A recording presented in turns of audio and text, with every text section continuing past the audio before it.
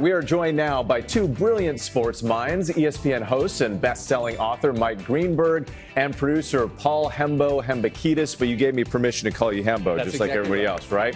All right, they've co-authored a new book, Got Your Answers, the 100 Greatest Sports Arguments Settled. Good morning to you both. Thanks for coming in. We appreciate it. Thank you very much for having us on. We're thrilled. This is great. So I love this idea here, right? You're digging into the biggest arguments in sports and you're settling them once and for all. These are things that have divided families and friends. So how did you go about tackling this issue, Mike? Well, we figured out, I have over the 30 years I've been hosting sports talk shows, there's nothing sports fans love more than debating and arguing. I think this guy's better than that guy. She's better than her. That team's the greatest of all time.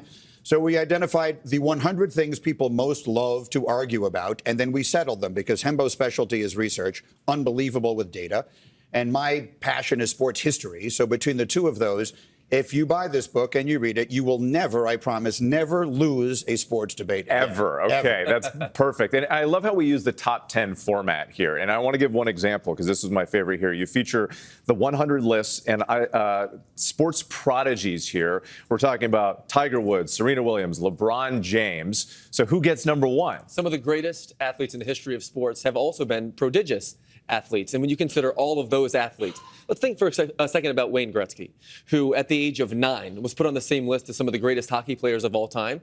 For him to go from being someone who at such a young age had the weight of those expectations on his shoulders to become the greatest hockey player that ever lived, inarguably, with the weight of a whole country on his shoulder, we consider Wayne Gretzky to be the greatest prodigy in the history of sports. Wow. And how did you two fight over these things, though, right? There had to be like big debates internally.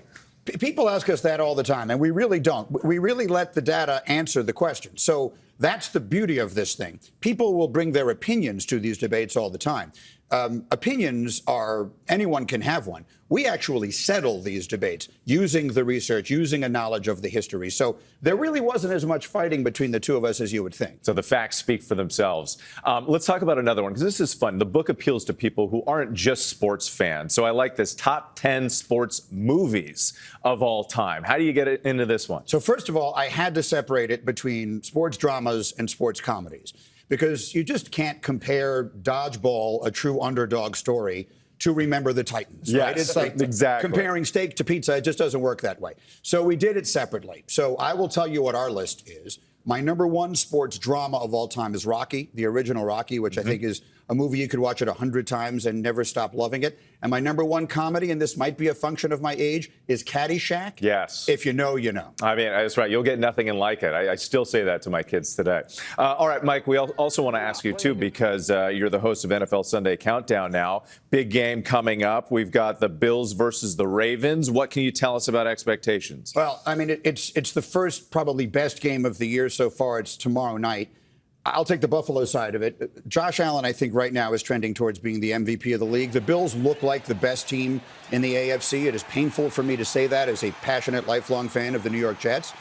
That's the team the Jets have to chase this year. And Allen, who has been as good as anybody in the league for a while, is right now the best player in the NFL. The quarterback for the Ravens, Lamar Jackson, a 2-time MVP, but much like Josh Allen, has been stymied by Patrick Mahomes, who continues to win the AFC, it seems like. And so it's really a matchup of who's got next in the AFC, and this is going to be one of the great quarterback matchups in the entire NFL season. Excellent. It's going to be great to watch. And it's great to have you both on the show. We truly appreciate it. It's going to be fun reading that book. You Got Answers, or Got Your Answers. My apologies. It is out right now.